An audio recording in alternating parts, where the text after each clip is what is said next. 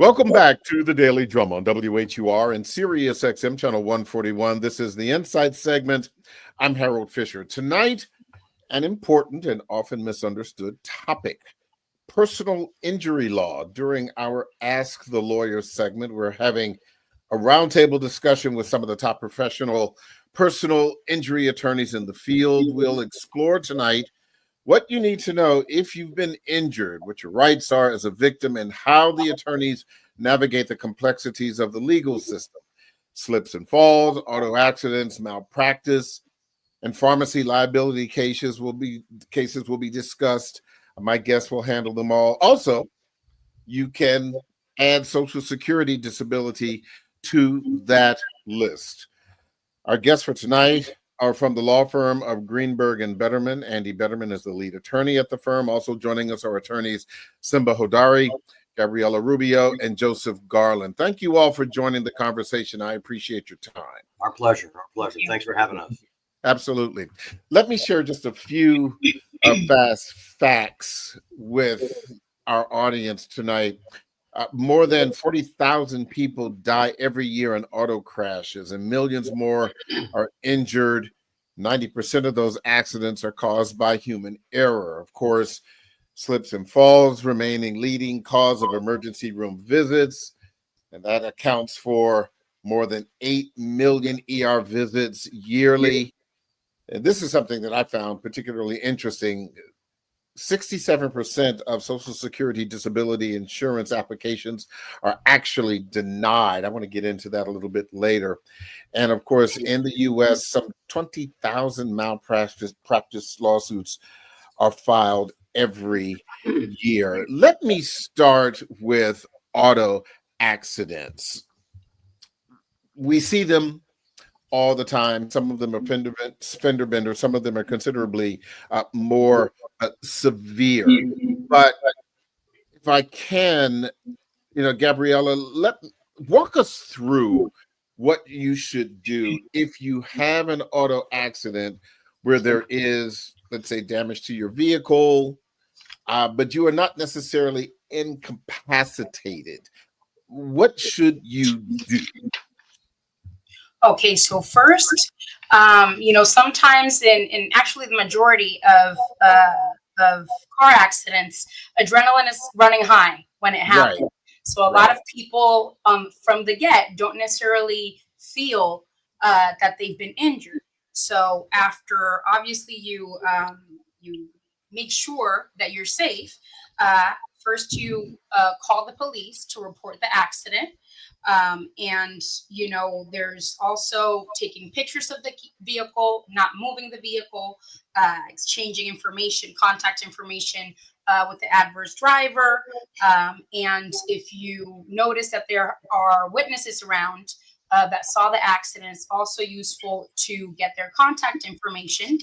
And regardless of whether the accident is just to sprayed, that it looks that it has minor property damage, it's always very important to report it to the police. Even if they don't show up at the scene, they may draft an accident report that may be helpful down the line if you're filing a claim. So what if you are injured and incapacitated? I've not, fortunately, ever been in an accident like that. But obviously, if you are incapacitated, you can't exchange information. You can't get, that information. So what happens? Okay, yes. And that's, in an unfortunate situation where the accident is, very serious. Typically, if the emergency services will show up, and you'll, if the person happened to lose consciousness, they'll wake up in the hospital. But in all likelihood, the police would have shown up at the scene. They would have gathered other information. That step that I mentioned before, that the person would do directly, then the police would handle that at the scene of the accident. Sometimes the police officers show up at the hospital if the person has been there for a few days and they need, a statement from the person that was injured. And there you may get a police report number. where we can later on request the actual police report and see, if what narrative do they have in terms of the facts of the accident, if the other person was found to be at fault, if they got a citation, that will be helpful down the line again in establishing the other party's negligence. Harold, let me add this to what Sure. Gabriella has said. That is, number one, in the day of cell phones that we live in this day and age, it's very important that in an accident scene, number one, not to move your car after the accident occurs. All right, don't move the vehicle. Let it stay where it is. So when the police arrive, they can see the final resting place of the vehicles. Secondly, we encourage all our new clients, when they're involved in an accident, to use their phones to take a photo of the other vehicle's tag, take a photo of the other driver's registration, and the other driver's license. And you've got this photographic record of this, some very important information that we or any other attorney will need. Secondly, many of our clients are taken from the scene by ambulance and don't have an opportunity because they're injured, such that they need to be taken away to get the other driver's information. And typically that'll be in the police report that the police will prepare. And typically the police will come to see you if you were the other party involved in the accident in the hospital, in the emergency room, or if you're hospitalized in your room, to get more information from you. But those reports, in that situation, those reports are very, very important because they're going to contain all the information you need to identify the driver and owner of the other vehicle and hopefully his or her auto insurance. I can add two things, Harold. Simba, go ahead. You want to add in? Sure, I could just add two things. One, at the beginning, number one, don't lose your cool in terms of do's and don'ts. You see from time to time people can sometimes get upset and think it's personal. Right? Well, it's just an accident. No one planned it. They didn't wake up planning to cause an accident. So keep it cool as best you can. Now, as far as the incapacitated person, there are some things post-accident that can be done to investigate. One of which is body cam footage is often helpful in understanding what happened, the location, the incident occurred, those sorts of things. There's also video that can be tracked down as well. That's specifically for the incapacitated person who can't speak for themselves as they're taken away, or obviously can't speak for themselves. So, Simba, I want to talk a little bit more about that, and certainly, Gabrielle, if you want to jump in, you're certainly welcome to do so. If you have insurance and the other person doesn't, what happens in an accident? Well, the first thing that will be done is investigating the truth of the other person not having insurance. If it turns out after all investigation they are absolutely uninsured, most folks, depending on what state your policy is in, you're probably going to have uninsured motorist coverage, which is going to be used where your insurance will stand in the shoes of the uninsured person.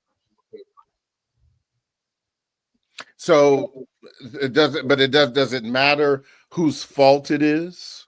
It does matter whose fault it is. We still deal with identifying who's at fault in an accident before uninsured motorists will kick in.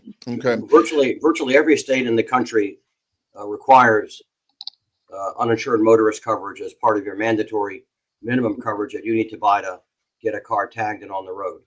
There's uninsured motorist bodily injury, UMPD, and UMBI, and also uninsured motorist PD for property damage. And typically, the policies provide that your insurance company will pay you all that you're legally entitled to collect from the owner or operator of an uninsured motor vehicle. So in essence, your insurance company steps into the shoes of the person that victimized you and caused the accident and injured you or damaged your property. And then they'll resolve your case with you either voluntarily, like they would any other claim, or involuntarily if you can't agree and you go to court and go to trial. But after they pay you, voluntarily or not, they're going to go after the uninsured motorist to try to collect whatever they paid because he or she was uninsured and on the road. And I have to tell you, in my career, which is in its 46th year now, I've encountered too many clients whose cars are uninsured and they're on the road and they're involved in an accident. And not only are they uninsured, but the person that victimized them is uninsured. And then they have nowhere to turn. So I can't urge the public enough that if you're going to put a car on the road, make sure it's insured. Because if it's not, chances are The insurance gods are going to look down on you. They're going to have you victimized by someone who's uninsured, and you have no one to collect from. That's an interesting point. So let us say, let's say you're a homeowner, but your car is uninsured and you caused an accident. Is there a way that homeowners insurance can be tapped for a car accident that you caused? No, they're two separate policies with totally different definitions of what's covered and what's not. So no, homeowners insurance doesn't apply to auto. Homeowners insurance only applies to the property that's named in the policy, right? 8712 Maywood Avenue, my childhood address, for instance, in Silver Spring. And that only. It doesn't apply to any vehicles that you might own. And the policies make that quite clear. So no, homeowners is not available for a car accident not available for damage to your home or injury in your home. Interesting. So let me, if you'll allow me to take a bit of a twist, and this is for you, Joseph, and this is obviously related to the car accidents, but if I'm hurt in a car accident, and I am disabled, what impact, or is there a correlation between filing for disability if something has happened to me as a result of a car accident? Is there some kind of connection with Social Security disability insurance? And forgive me, because that is certainly not, I'm not there yet. So, well, Harold, that's a good question. There could indeed be. Social Security is looking for, above all, what an injury or illness does to your ability to function. And if the injury you received in an automobile accident prevents you from functioning well enough to do a job, not just your own job, but any other job, then that automobile accident is causing you to be technically disabled. So the thing that we're looking for is the effect of the injury or illness on your ability to function in a workplace. Interesting. So, as I mentioned in the very beginning, that some 67% of Social Security disability claims are denied. Why is that? Why is the denial rate so high? Well, I think there are several reasons. One, there are a lot of people who file for disability who really don't know what disability is and don't qualify. Then there are also a lot of people who are seen by the lower levels of the bureaucracy of Social Security, and these are people who are basically just going through a checklist and putting your medical records up to a checklist and seeing whether you meet their standards that way, and often are denied, and then they come back to and get an attorney.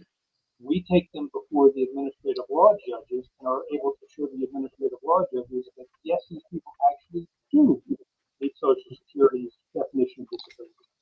So if a claimant for Social Security is denied, that at the initial stage, that doesn't mean they should stop. That means they should investigate why they were denied. Talking to an attorney is probably their best option, because an attorney will look at the case and say, what, either, gosh, you really don't qualify, or, I think these people at the lower levels of Social Security look at this incorrectly. I can help you. So that's where we come in. Okay. Hold that point, Joseph, because I do need to take a brief break, and I'm going to pick this up on the other side with you and the rest of the team. So please stay with us. The Daily Drum will continue on Sirius XM channel 141. I'm Harold Fisher. Don't forget, you can hear this and every edition of the Daily Drum Insight segment via podcast on WHUR.com. This conversation continues on Sirius XM channel 141 and 96.3 HD2 in just a few seconds.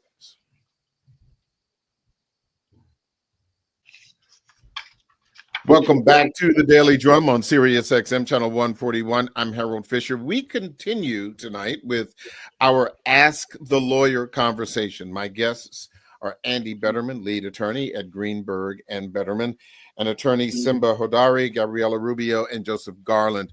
Joseph, before the break, we were talking about Social Security disability. And for those who, as I mentioned, are not there yet, explain the process for someone who may need to file for Social Security disability, please.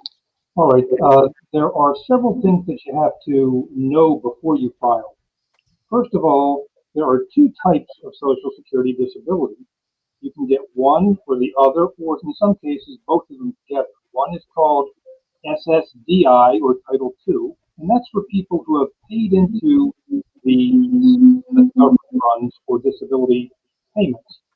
The second is called SSI, or Supplemental Security Income, which is based on the same disability criteria, but is paid out of a welfare fund, basically. And the people who get SSI ideally all get the same amount of money, which is just under $1,000 a month this year. And that is reduced by any other income that you have coming in from government, charity, family and friends, whatever. The regular disability system, or SSDI, that I spoke about, that's what you pay into through your FICA taxes every month. You look at your pay stub and you see a FICA tax, that's going partially to Social Security disability to fund your disability in retirement. And there is a requirement under Social Security that you have to meet what's called the 2040 test. That means every year is divided up into 4 quarters, and you have to have paid into the Social Security system for at least half of the last 10 years, or 20 out of the last 40 quarters. Say that last part again. You have to pay into what now? Into the Social Security disability system, which is automatically done through your FICA taxes, but you have to have basically worked enough to pay into the system for half of the last 10 years. And that can be divided up in different ways, but it's a 2040 test. We're 20 quarters out of the last 40, or 5 out of the last 10 years. And if you meet that test, and most people who have been working their whole lives do, then you can apply for Social Security if you have a condition that's going to make you unable to work for, or expected to be unable to work for, at least 12 full calendar months. I see. If Okay. you are sick for 5 months and then you go back to work, you can't get Social Security. The other thing is Social Security is an all or nothing system. Unlike workers' compensation or veterans benefits, there's no percentage of disability. You're either able to work or not. So if you can show that you've paid into the system, and Social Security is going to figure that out for you, and then you can show that you have a condition that's going to prevent you from working for at least 12 months, or for most people all the way into the future, then you can apply for Social Security disability benefits. The first part of this is usually the claimant, or the disabled person, applying on his or her own through Social Security. And that's just filing a number of forms. And then Social Security sends that off to a state agency called the Disability Determination Service, Yeah. or DDS. The DDS has people who have some medical training, as well as some doctors on staff who look over people's medical records, decide whether or not they meet Social Security standards, then send it back with a recommendation, and the lower level of Social Security will usually, in most cases, reject the claim, say that it doesn't meet our standards.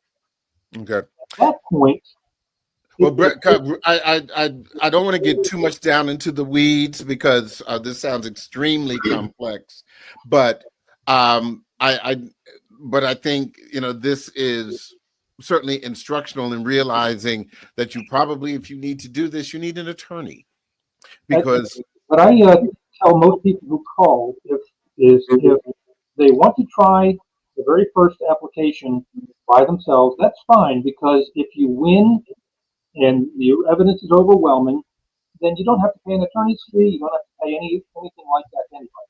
But if you're denied, and the majority of applicants are, then your next step, and every step there, you should have an attorney because we know all the ins and outs, we know what we're doing, and we can help the claimant in ways that they can't do things by themselves.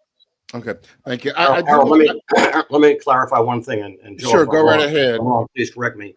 But when Joe says you need to be working, you have to have worked and paid into the system. That means that you have to be an employee or a self-employed, but have paid payroll taxes into the system. If you work for cash and there's no payroll tax paid in the system, then it doesn't count. And that's I think, a very, very important distinction, because a lot of folks do work for cash. That's good to know. Definitely good to know. I do want to go back to personal injury, because, and this is a kind of personal to me, and this is anecdotal, but I'm sure this is something that happens every day. So I am having a lot of work done in my house, and you can laugh if you want because I'm still here. I fell through the roof. I fell through the ceiling in my attic. Okay. Yeah, that was it was not sexy, trust me. So I was battered and bruised, nothing broken. I was okay. Definitely my fault. But it occurred to me after this happened, because there were workers in my home, and I'm glad that there were. But what would have happened, and what would my responsibility have been if one of the workers had fallen through? Want to take that, Tim? And I was not around. If I was on the first floor, whose responsibility is that if a worker makes a mistake or steps in the wrong place and hurts him or herself in your home after you've hired them? Well, there's two claims available to the worker. One would be the workers' compensation claim, which has its own body of law, and then there's other would be a potential claim against the owner of the premise, which would be you. And so normally your homeowner's insurance will step in to defend you, and they'd be the ones paying the claim or defending the claim against the worker if the worker is making claims. So, that one. and I think that's, and coming from a non-lawyer, and that's why I'm asking. If you slipped and fell while working on my house through something that I did not do, why would I be sued? Well, but the facts are going to be the number one thing to look at first. It'd be determining who is at fault, who is negligent. And if a worker slips on your property due to something that you failed to disclose to him or her, or is hidden in some way, then that's what causes the negligence, and that's why your insurance will pay the claim. Now, if the facts are different, then it's a good chance your insurance wouldn't have to pay anything. You're nodding your head, Gabriella. Yes, and an important point that I think that is, not that not all people know, is that, just because you were injured, in somebody else's house or, at a private establishment, it doesn't mean that they are automatically on the hook to pay for the injury or compensate you for what happened.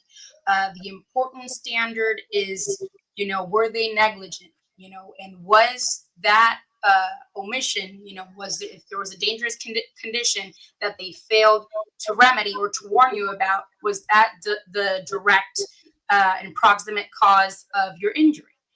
That's the important link that we need. So just because somebody fell, it doesn't mean, that automatically the establishment is, basically on the hook to compensate you for it. The important thing is, what was that dangerous condition, and did it cause the the fall or the injury? And did the establishment have a chance to remedy it, or should they, did they get the chance to do it, and did they do it? They teach you in law school, first semester, that the mere happening of an accident is not proof of negligence. What's negligence? Negligence is the breach of a duty of care that you owe somebody. For instance, driving, right? You have to operate your car with reasonable care and prudence. And if you don't, and an accident occurs, and that accident causes injury to someone, and that's negligence. All right. And and that's the definition of negligence, regardless of the circumstance. It could be an auto accident, it could be a slip and fall, which we call premises liability, it could be something else. But the bottom line is, just because this gentleman, this worker, fell and got hurt in your house where he was working, doesn't mean he's able to prove negligence. The burden is on him to show that you, as a property owner, did something you shouldn't have, or failed to do something you should have, that caused him to fall and sustain injury. And that's the bottom line. So, and suing is the last resort. You don't file a lawsuit unless you feel you have a good case and you tried to resolve it voluntarily with the insurance carrier or the self-insured, and you can't. Then you go to the court system, right? That's the last resort in all these cases. Yeah. Go ahead. So I want to, continue along those same kind of lines as it relates to, certainly personal injury. I will spare Gabriella and Simba this. This is definitely for Andy, although they probably learned about this in law school. But Andy, you and I are probably some of the more seasoned people in the room. I want to take you all the way back to 1992 and the hot coffee McDonald's case. As you remember, that was a very, very important legal case where an elderly woman, after taking hot coffee that she had purchased from McDonald's, spilled it and burned herself on her thighs, private parts, etc., etc. That coffee was found to be anywhere from 180 to 190 degrees. Water boils at 212. I don't want to so much talk about that case, but I use it for context. So if I go to a restaurant, if I go to a store, and I am injured as a result of, what if I slip on a banana peel at the dessert store, or something like that, even though there may be a sign that says slippery when wet, even if there's a sign that says caution, coffee is very, very hot. In the wake of that 1992 case, where are we now? How would you characterize, the legal atmosphere in the wake of something like that? That case really changed nothing. It just got a lot of press. But that case is just another example of the application of the basic rules of negligence. The jury decided that McDonald's knew or should have known that the coffee was too hot, and yet, notwithstanding that, they continued to sell the coffee to people. One thing the public doesn't really know, and isn't publicized as much about that case, is that the judge, and every judge has the authority to revise a verdict, right? To decrease it. In that particular case, the verdict was decreased dramatically. I forget the number, but it was probably a 10-fold reduction. So even though the jury's award was for millions of dollars, that's not what the victim ultimately collected. It was a fraction of that. But again, that case doesn't change anything. It's the rules are the rules, and they've been applied really since since the British came and colonized America, because it's all based on Old English common law, right? You mentioned the grocery store, the restaurant, slipping on a banana peel. Again, just because you slip on the peel doesn't mean that the store owner is negligent. It's your burden to prove negligence. Typical example, another one from law school with respect to slip and falls. The grape on the floor, right? You're in the produce department. Unbeknownst to you, there's a grape on the floor. You slip on the grape, right? Well, if the grape had just fallen onto the floor, there's no negligence, because the store owner, in this case, the defendant, didn't have time to know or to learn about this grape on the floor, which might present danger to the customers, right? So they always used to tell us, after someone slipped on a grape. Look at the grape. Is it brown? Is it green? If it's green, it probably just fell right off the shelf. But if it's brown, it means it's been on the floor for a while. It started to spoil, right? That would help you, as simple as it sounds, that would help you prove negligence. But that case, the coffee case, didn't really change anything. It simply demonstrated, again, the application of these basic principles that we've followed in this country for hundreds and hundreds of years. Gosh, the thing that comes to me is, did you slip on the grape or was it a raisin? So it might be hard to tell with the raisin, You have to get the raisins hard. If the raisin's hard, it's been on the floor for a while, right? Yeah. We get calls all the time from people who slip on spilled coffee or soda in a store. And those cases are very, very difficult to prove. Wow. Yeah. Once you can show that someone spilled soda onto the floor, and that the store owner, didn't exercise due diligence in surveying the premises to determine whether there was liquid on the floor, right? So just that basic. Something just occurred to me. This is another auto accident question. If you're in an auto accident and it's not your fault, should your auto insurance go up? I mean, and you want to take It's not supposed to go up. Say again, Simba. It's not supposed to go up. It can go up if you're in the number of accidents that are not your fault in a given time period. But the general rule, at least in Maryland, is that your insurance can't go up for no fault accidents. But if you have a number of them, a bunch of them, it can. And so that's kind of where we are at this point. I mean, typically, in my experience, premiums do not increase unless you're at fault. You don't get surcharged unless you're at fault. And if you are surcharged, then you can file a complaint with the insurance commissioner. We'll then look at the proposed increase and decide whether it's warranted or not. But Simba's point is well taken. If you're accident prone, we've had some clients over the last 45 years who have been just have bad luck. Then your rates might go up. It's rare that really occurs. Generally speaking, it's fault based. Yeah.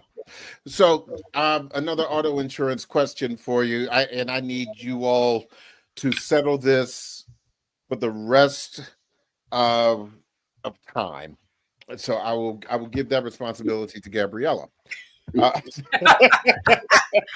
promises. Yeah, sure. I think there's been this long-standing debate that, for people who own multiple cars and one car, they just don't drive as much, and it's sitting, they drive it on occasion, as opposed to you may have the car that you drive most of the time, let's say 90% of the time, and you have full coverage.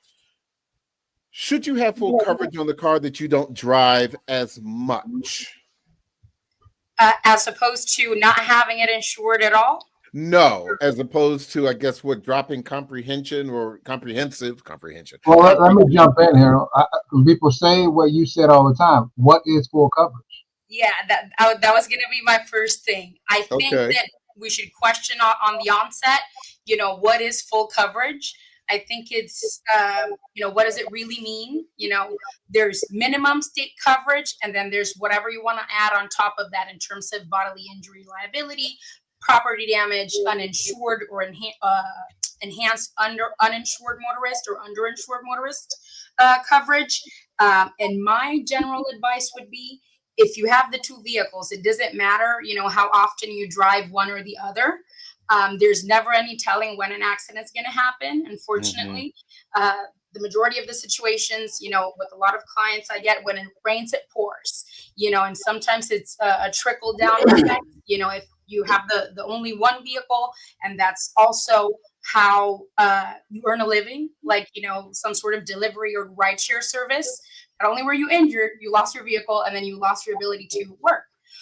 So it's, basically an advice to cover all the bases. Even if you drive the one vehicle less, if you're paying already for one policy, adding that vehicle, that second vehicle that you don't use a lot on the same policy to have the same coverage, I don't think it's going to have, a significant monetary difference in terms of what you'll pay in the premium. And I think the gist is, to keep that in mind. One never knows when an accident is going to happen. So it's, just advisable to, cover all the bases. And, just remember that when you get the policy, you're really insuring yourself for, those scenarios where the other driver doesn't have a policy that has coverage. And Harold, since we're talking about auto insurance, let me just say this. I mean, every state has minimum mandatory coverages that you have to buy in order to put a car on the road. That's property damage and bodily injury liability, and property damage and bodily injury uninsured motorist. Comprehensive is not mandatory. Those are the basic coverages you got to have. But I always tell people that you should buy as much insurance as you can afford on all the cars that you own. All right, and that's a problem for a lot of folks. If you can only afford minimum coverage, then so be it. But if you can afford more, you should buy more, and you should especially buy as much uninsured motorist bodily injury coverage as you can afford. And the reason for that is this. In every state, if you're victimized by someone whose liability coverage is less than your uninsured motorist coverage, you can look to your insurance company for the difference. So let's say I walk out of this building here, I'm in a crosswalk, I get hit by a car, I've got millions of dollars in medical expenses, right? I'm really hurt, very badly, permanently injured, severely. Right, and the guy, the man or woman that was driving the car that hit me when I was in the crosswalk has basic minimum coverage. In Maryland and Virginia, that's $30,000. In DC, it's $25,000, which in this day and age is a pittance. But in this scenario, if I have uninsured motorist bodily injury coverage greater than that, and I carry a lot on myself because this is the type of work I've done my entire life. I've seen too many people get victimized. Then I can look to my insurance company for the difference. Doesn't mean they're going to pay it, right? But it means that it's available there to satisfy my claim. So in my example, if the guy that hit me has 30 and I have $500,000 of uninsured motorist bodily injury, my insurance company is arguably on the hook for the difference, which is $470,000. Doesn't mean they have to pay it. I have to prove that I'm entitled to it. But that's how you self-protect and self-insure yourself in this day and age. Okay. I don't want to forget to talk about malpractice insurance. And I think this is a really important topic, medical malpractice, I should say. And it's a really important topic and difficult. First of all, if you go in for surgery and you're not only, as they say, under the knife, but you're also under.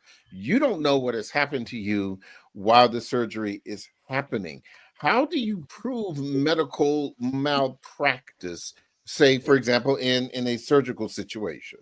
Well, in medical malpractice cases are no different than auto accident cases or premise liability cases when it comes to negligence.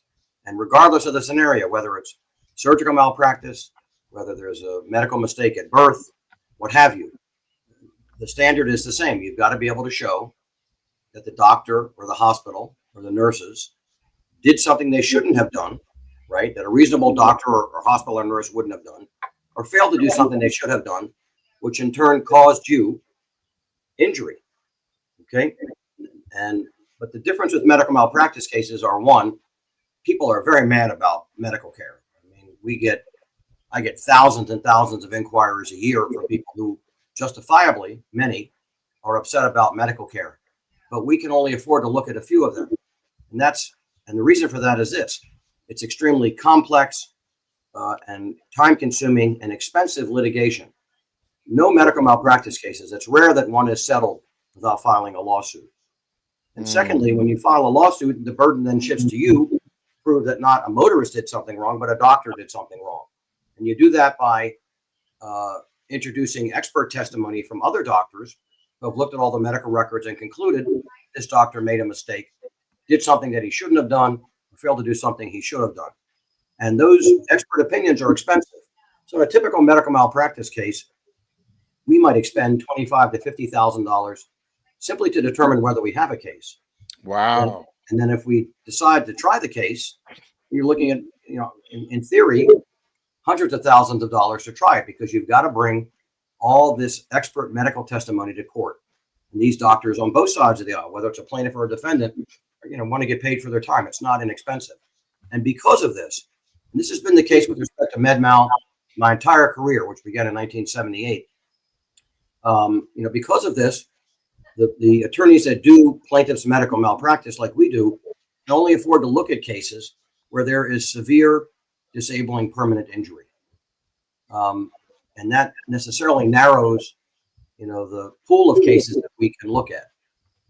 I can't tell you how many people I've had to let down gently who have called me, they've been victimized by a doctor, but fortunately they weren't hurt then, right?